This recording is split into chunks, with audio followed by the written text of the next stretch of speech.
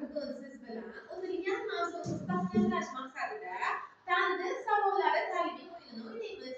Hamma tayyormi? Barakalla. O'yinimiz sharti shundan iboratki, siz qizib turgan tandirdagi issiqqina nonlarni olib, savatchamizga uzib olasiz. Nonimizning orqasida savollar yashiringan.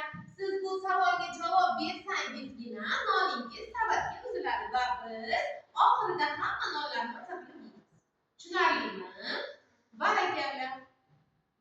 Kim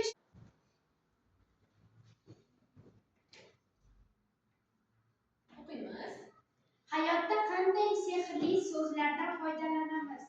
Assalomu alaykum, marhamat, xush kelibsiz, rahmat.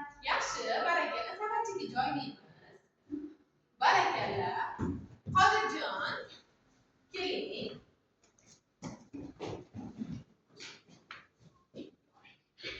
Assalomu alaykum so'zining ma'nosi nima?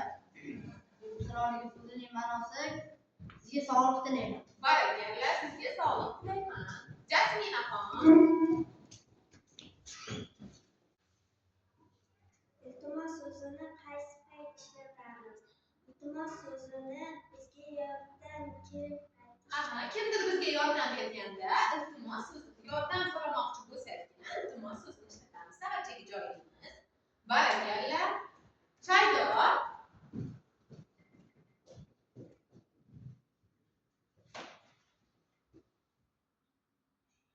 Odob boshi. Assalomu alaykum. Barakalla. Yaxshi, savatga joylaymiz.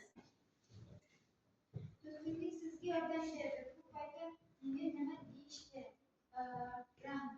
Do'stingiz sizga yordam berganda, albatta rahmat deyishni unutmang. Yolg'on gapirishning qanday zararli tomonlari bor? Yolg'on gapirishning qanday zararli tomonlari bor ekan? Hasan, Zararli tomoni kimga odamga ishonib qo'yadi.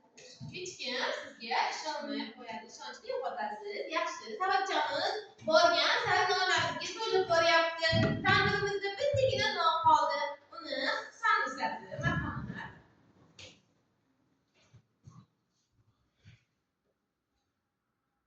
Kattaga hurmat, kichikka izzat.